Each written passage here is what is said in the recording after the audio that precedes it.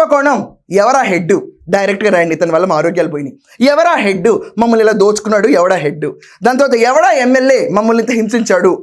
ఎవడాడు మాకున్న సహజ సంపదలైన మైన్ల్ని, ఇసుకల్ని దోచేశాడు? ఎవడాడు మమ్మల్ని బూతితో హింసించి మాకున్న మానసిక వైకల్యానికి దారి తీసిన వెధవెవడు?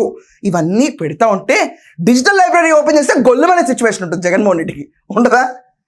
ఉండదా? అసలు ఓపెన్ చేసే స్కోప్ ఉంటుందా? ఏం చేసుకోవడానికి డిజిటల్ లైబ్రరీ? ఇంకా చెప్తాడు జగన్మోహన్ రెడ్డి ముందుకెళ్ళి, ఎవడేది ఇత్తుతాడో అది వస్తుంది, ఇత్తుతాడు. అయితే మనం 2019 నుంచి 24 దాకా ఇత్తింది లెక్కరా? ఇప్పుడు అదే బయటకు వస్తుంది ఎక్కడికక్కడ. పొద్దున్నే 11 కోట్లు. ఈ 11 నెంబర్ ఏంటి స్వామి? నేను మొదటి క్లాసులో 11 కోట్లు ఏంటది? ఎవరి డబ్బు అది? రాష్ట్ర ఖజానాకు చెందిన డబ్బు, ప్రజల ఆరోగ్యాన్ని పణంగా పెట్టి నువ్వు దోచుకున్న డబ్బు.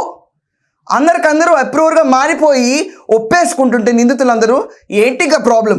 రాజ్ కస్ రెడ్డి అంట, మిథున్ రెడ్డి అంట, ఇంకెవడో రెడ్డి అంట. ఏంటి గోళ రాష్ట్రానికి? వీళ్ళందరి బట్టలు మిగతా బట్టలు ఇప్పేస్తానని విజయసాయి రెడ్డి అంట. ఎటు నుంచి ఎట్టుపోతుంది రాష్ట్రం ఆలోచిస్తే?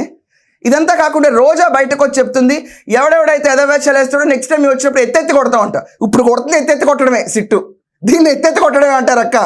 దీన్ని ఇంకేముండదు. సత్యభామ నీవు రియలైజ్ అవ్వట్లే. ఇంకా సిట్టు చేస్తుంది, ఎత్తెత్తి కొట్టడమే. ఇలాంటి సిట్లు ఎన్ని ఫామ్ అవుతాయో, జరిగిన కుంభకోణాల గురించి ఎన్ని బయట తీస్తాయో, ఎన్ని ఆడుకుందాం రాళ్ళు తీసుకొచ్చి దీంట్లో పెడతాయో, ఎవరిని ఎత్తెత్తి కొడతాయో రాష్ట్రం అంతా చూస్తూనే ఉంటుంది.